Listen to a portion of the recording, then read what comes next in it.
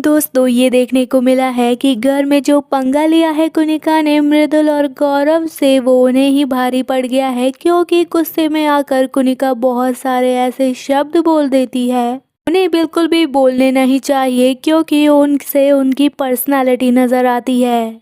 और कहीं ना कहीं सलमान सर ने भी उन्हें बहुत बार इस चीज़ के लिए रोका है, लेकिन फिर भी वो अभी भी रुकी नहीं है और वो कुछ ऐसे ही शब्द बोलती हुई नजर आ रही है। लेकिन देखने को ये मिल रहा है कि उनके कहे हुए हर एक शब्द उन पर ही भारी पड़ रहे हैं। असल देखने को मिला है कि मृदुल के लिए कुनिका ने कह दिया है कि मैं इसकी नाक में इतना दम करके रख दूंगी कि इसकी नाक से खून निकाल दूंगी। अब ये देखने को मिल रहा है कि कुनिका इतनी किलसी हुई है मृदुल से कि वो अब उसका जीना हराम करने की कोशिश कर रही है घर में। और यही देखने को मिला है कि कल से वो नए नए कांड करे जा रही है।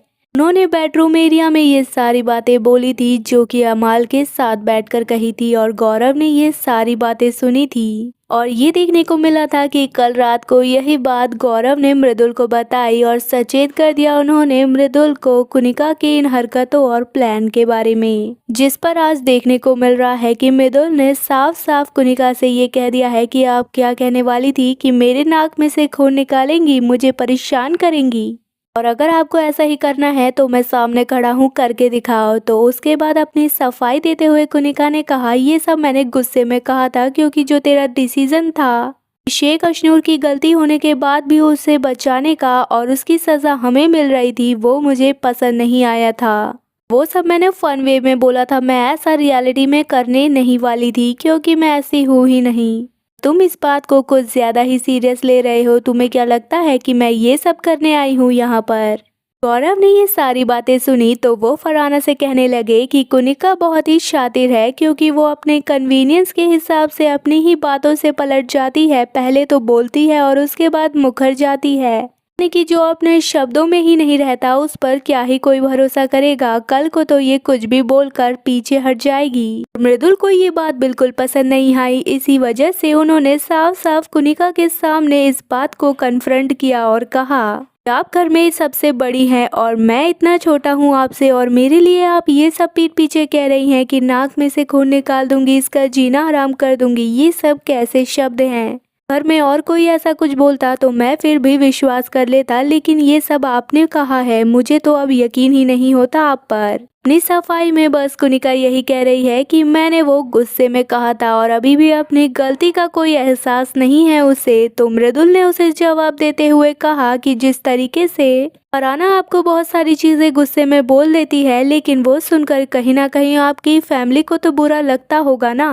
और आपका बेटा तो दुखी होते हुए बिग बॉस में भी आया था और उन्होंने अपनी फीलिंग्स भी बताई थी कि उन्हें कितना बुरा लगा था वो सारी बातें फरहाना की। आप एक बार दूसरे के बारे में बोलने से पहले भी सोचिए कि उसका परिवार भी ये शो देख रहा है और उन्हें भी इस बात का बुरा लग सकता है। और मृदुल ने तो ये भी कह दिया कि मेरी माँ भी ये शो देख रही है और कहीं ना कहीं वो मुझे याद भी कर रही होगी, और वो जब ये सारी चीजें सुनेगी आपके मुँह से तो उनको कितना बुरा लगेगा।